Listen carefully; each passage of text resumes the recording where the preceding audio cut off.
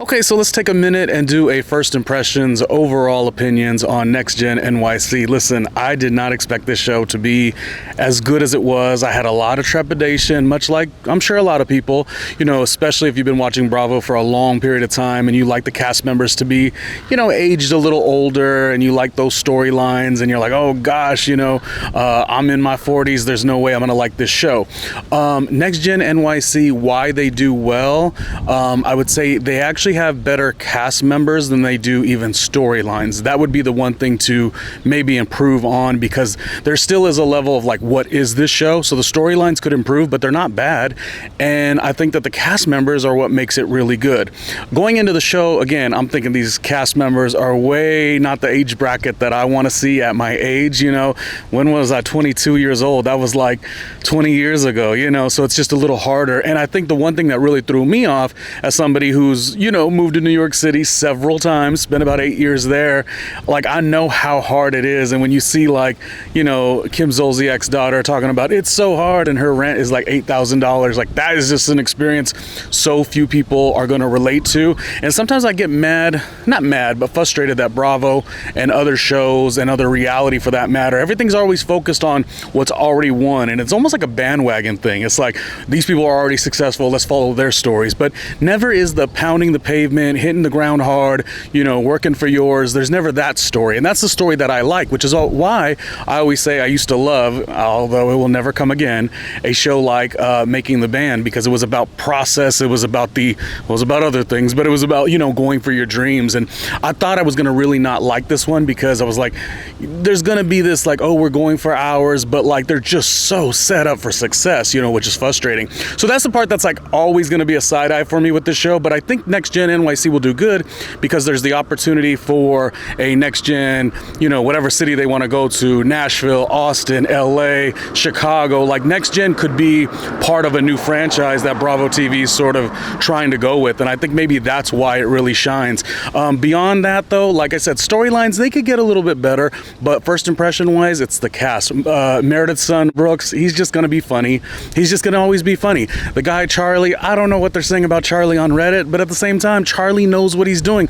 He's giving a little bit like Scott Disick, Spencer Pratt, like just ornery. That's a word we don't use a lot. Ornery. You know what I mean? Like, not like he's not really like a stir in the pot, but he's just an ornery human being, and he comes from a lot, and so he's just interesting. I think Riley's my favorite because she is the grounded one, and I love Candy so much on Real Housewives of Atlanta, and we've seen Riley, go off to New York, NYU, and become something of herself, and it's like getting to see that next chapter, I think, is really fun. And probably the most ironic for me that I actually do like, because I never thought I would like this cast member per se, but I actually do, is Gia, which is so funny. And this is why Real Housewives of New Jersey does have to take a break and a pause, and they did for so long, or are.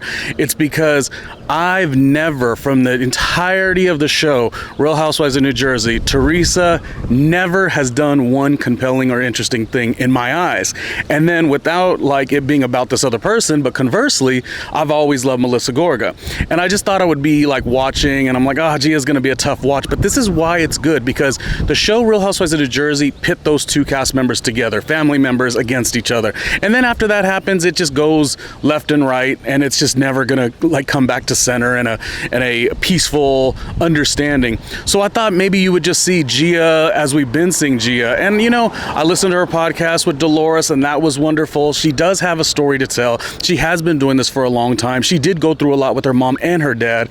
And yeah, again, to this day, if Real Housewives of New Jersey starts up and it's like Teresa, those scenes are always so boring to me. Melissa Gorga, icon, superstar, she's my favorite. But I really was like very impressed with what we can see if a show allows for other stories to be put into the series. And Gia just seemed fun. She seemed confident. She seemed very intriguing. If you are a big Teresa fan, you would think like what I'm saying is just critical, but it's not. It's saying that I'm actually really like, okay, good. This is what happens when you have a show that allows other elements and other storylines to kind of come through as well. It doesn't always have to be you don't like your sister-in-law, so there's room to grow with stuff like that as well. So yeah, it's a good cast. I think Kim Zolciak's daughter is maybe the weakest link in terms of the people we know, in terms of people we're meeting. That's fantastic and exciting. Dame Dash's daughter is on the show. show, Rachel Roy's daughter. We've seen Dame Dash's son. He was on the Growing Up Hip Hop show, which was on the WeTV. So, you always see a Damon Dash, stepping in and talking about the way things were for him. And it's just so polarizingly crazy, his era and what he did to build and what they've been access to, with a very golden spoon, so to speak. And I think the cast member is fun. So again, if you watch it with the concept of like, damn, you've been going for yours forever and it's hard, and you see them as spoiled, it's going to be a hard watch. Again, while there's parts of me that is like, come on, networks and Bravo and other NBC Universal, give opportunities to other people that are out there going for theirs in the hardest way possible, really grinding, not just people who already got money. If you go in it with the spoiled mentality, you probably won't like the show. But I did go in it with the mentality like this could be something different. And by the way, it had a much better impression than I thought. Who am I? What does my opinion matter to anything? I don't know. I almost wasn't going to do this episode because I was like, it's just going to be old, dusty 40-year-old with an opinion. But at the same time, I do love, all things reality TV as a consumer. I love the world of radio, broadcast, television production, all jobs that I've been a part of over the years. And I was just like, let me lend my opinion. So those are, as Tamara would say, it's my opinion. Next Gen NYC, who's your favorite cast member? What storylines do you want to see? Do you want to see a little more grit to the show? Do you like seeing the lavishness? Again, I struggle with the lavishness when they say things like, oh my gosh, it's so hard. And it's like, in an $8,000 a month apartment? Like, you crazy? Like, this is tough to watch. But that's also that's very much an extension of Kim Zolciak, spoiled as always can be from day one. So why wouldn't her daughter be the same? But it's a different and interesting group, much younger than I like. Summer House is a younger cast, in terms of my age bracket in my 40s, but I love Summer House. And I grew to love Summer House even more over the years. So maybe Next Gen NYC is the next big thing on Bravo. Who's to say? And if it got a franchise, new city, where would it go next? Next Gen Austin, Next Gen Nashville? Who's to tell? I don't know. That's put it in the comments, like, comment, subscribe, and we will keep talking about all these great Bravo reality shows.